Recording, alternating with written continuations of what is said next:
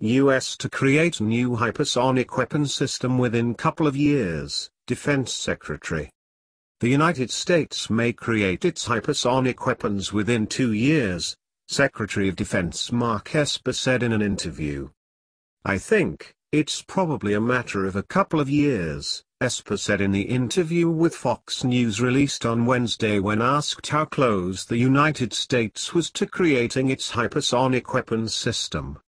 Earlier this week, U.S. Acting Army Secretary Ryan McCarthy argued that Washington was seeking to develop a hypersonic ballistic missile with a radius range that had previously been banned by the U.S.-Russian Intermediate Range Nuclear Forces Treaty, INF, which collapsed on August 2.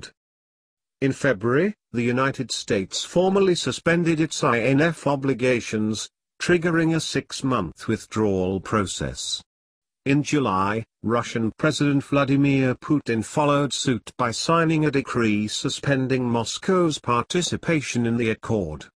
The sides had been accusing each other of violating the treaty. Both the USA and the USSR engaged in the research of hypersonic craft with aeroduct air-breathing engines. There has been no progress until recently because of technological problems with aeroduct motors.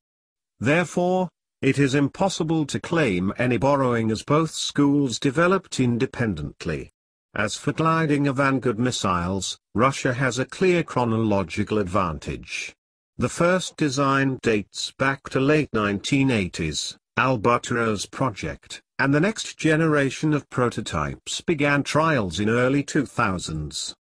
The Americans came close to rocket-propelled gliders only in 2010, Falcon project.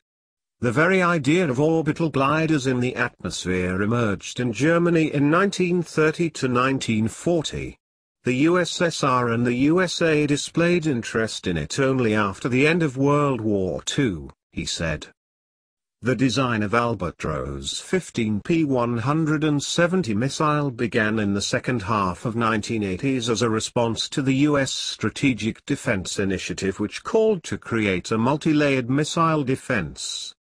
Hypersonic re-entry vehicles capable of maneuvering after separation in the dense layers of the atmosphere at a speed of 6 to 7.5 km per second had to be the key element. Albatross was designed by NPO Maschinostroenia in Ryutov under the leadership of Gerbert Yefremov, and the work stopped in 1991, but the research continued. In 1992-2000s a series of trials of 15Y-70 device was held. It was classified as the prototype of a guided re-entry vehicle. The NPO resumed active work in early 2000s as 4202 R&D works. It produced 15U-71 device of 15P-771 complex, which is better known as a Vanguard now. Its flight trials presumably began in 2010 and are ongoing. In late 2019 the first two complexes with the Vanguard or its analog can have different characteristics and size and use the latest ballistics armored carrier. The hypersonic issue is not limited by the mentioned projects. Russia, the United States and other countries are testing various designs ranging from guided re-entry vehicles of ballistic missiles to prototypes of anti-ship missiles with or without aeroduct air-breathing engines. It is difficult to claim any stealing of technologies, as there are various products already made in Russia. Anyway, Russia and the United States lead in key military projects due to a rich theoretical potential and Cold War experience which they continue to accumulate, the Izvestia said. Thank you for watching. Please like, share, comment, and subscribe.